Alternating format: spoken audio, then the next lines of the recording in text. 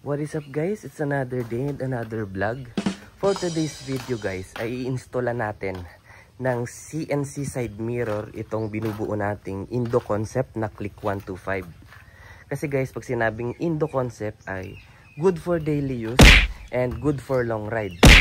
Kaya, kailangan ay meron din syempre yung side mirror. At dapat ay street legal or pasok sa standards ng LTO yung side mirror na ikakabit natin dito sa ating Click 125.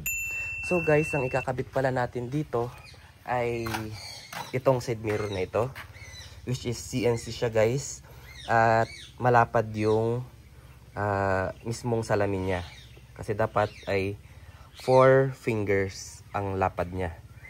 At ang brand pala nito guys ay ARM or Arumi.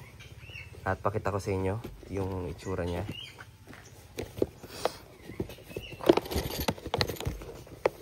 Ayaw na magpabukas. So ito guys. Napakaganda at napakalinis lang. Silver lang din yung kulay guys. At kung makikita nyo, yan siya. Napaka-quality. So guys, without further ado, i-install muna natin ito dito sa Click 125 and mag-update ako sa iyo kapag nakabit na natin.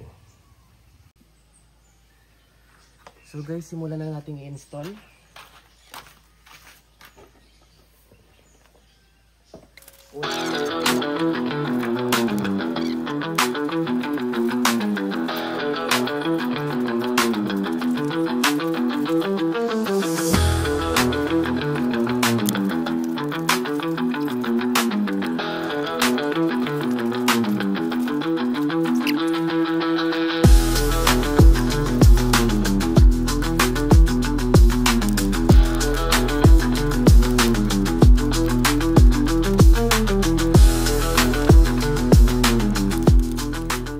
Few minutes later.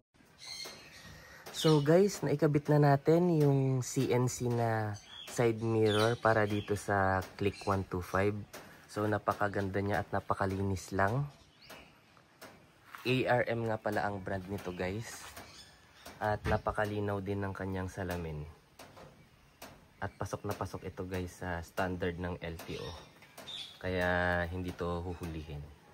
So guys, sa mga gusto palang umorder nito, ang price pala nito ay nasa 1,800 pesos. At ma-order nyo to sa Lazada or sa Shopee. I-search nyo lang ARM na CNC side mirror.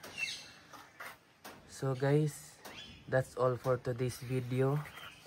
Thanks for watching. Ride safe.